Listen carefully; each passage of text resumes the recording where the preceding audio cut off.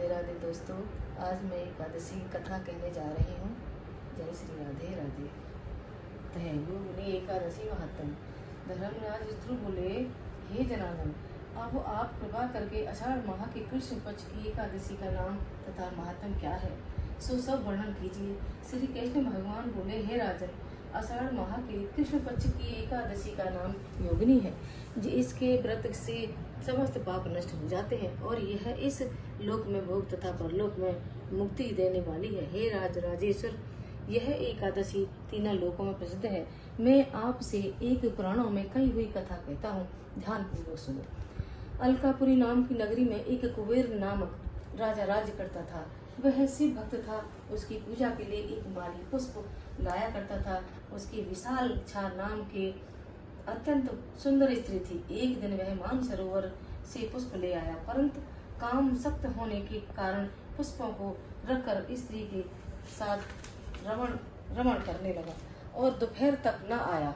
जब राजा कुबेर को उसकी राह देखते देखते दोपहर हो गई तो उसने क्रोधपूर्वक अपने सेवकों को आज्ञा दी कि तुम लोग जाकर हेमा माली का पता लगाओ कि वह अभी तक पुष्प क्यों नहीं लाया।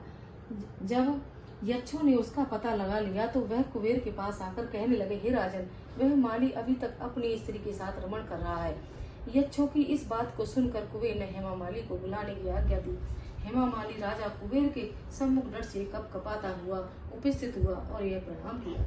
उसको देखकर राजा कुबेर को महान क्रोध आया। उसने कहा कि हे पापी महानीच कामी, तूने मेरे पूजनीय ईश्वर शिव जी का अनादर किया है।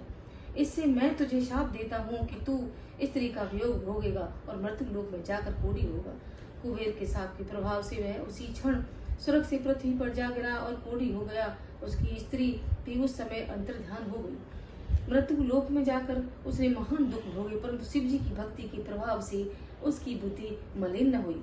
वह हिमालय पर्वत को ओर चल दिया। वहां पर चलते चलते मार्कंडेय ऋषि के आश्रम में पहुंचा। वह ऋषि अत्यंत वृद्ध तथा तपशाली थे। उनको देखकर वह हेमा माली वहां गया और उनको प्रणाम करके उनके चरणों में गिर पड़ा। उसको देखकर मार्कंडेय ऋषि बोले कि हे तूने कौन से कर्म किए हैं जिससे तू कोढ़ी हुआ है और महान दुख भोग रहा है। इस पर हेमा माली बोला, हे मुनि, मैं यक्षदान कुबेर का सेवक हूँ। मैं राजा की पूजा के लिए नित्य प्रति पुष्प लाया करता था। एक दिन अपनी स्त्री के साथ विहार करते करते देर हो गई और दोपहर तक पुष्प लेकर न पहुंचा। उन्होंने मुझे शाप दे दिया कि तू अपनी स्त्री का वियोग में भोग और मृत्यु लोक में जाकर कोढ़ी बन तथा दुख भोग। इससे मैं कोढ़ी हो गया और महान दुख भोग रहा हूँ। अतः आप कोई ऐसा उपाय बतलाइए जिससे कि मेरी मुक्ति हो। इस पर मार्कंडेय ऋषि बोले कि भाई, तूने मेरे सम्मुख सत्य वचन कहे हैं, इसलिए मैं तेरे उद्धार के लिए एक व्रत बतलाता हूँ।